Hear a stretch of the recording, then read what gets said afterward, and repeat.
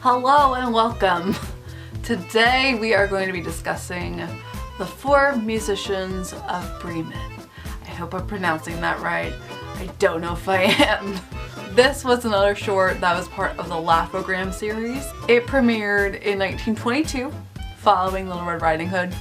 And this one, you can tell, already has so much progression in there. There is more animators on this one than just Walt Disney himself, and it really shows. I enjoyed watching this one so much. Now, because it is a short and it is silent, I still don't have fully the idea of what's going on, but I looked it up and it was based off a fairy tale that was created from the Brothers Grimm. And what I understand is that there's a band of four animals that were musicians that are past their prime, and they are traveling to get to the city, and on this way they have challenges and they want to be able to live together.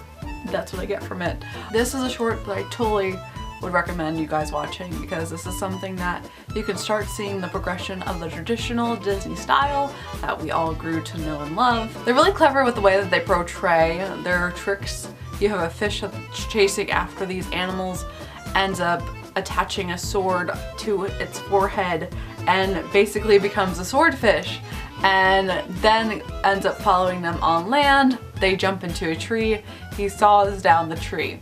And it's really clever and cute and really great humor. And I mean, the 20s as a decade are very strange. You look back at these cartoons, you look back at the art, and you just question what they were on. That's what it comes down to, but it's very enjoyable. It's an old fairy tale that is not well known. Again, I had to look up what it was about, because just watching the cartoon, I still didn't understand the plot. I was like, oh, these are animals. They're getting chased by a fish, now they're getting chased by gunmen that looks like they're from the Revolution, and then they're getting chased and they end up in a house, and it doesn't really follow a linear story yet, but it's something to enjoy. And I mentioned before, it's very similar to just the experimental cartoons that you see on YouTube today, so it's kind of cool to look back and see how full circle we've all become, and that there's still cartoons that are being made today that are very similar to the cartoons that they made almost 100 years ago. So this one I definitely recommend.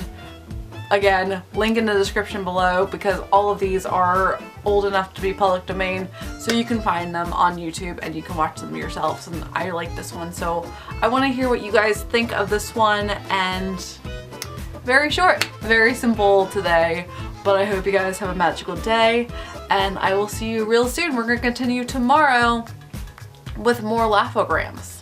So I'll see you then.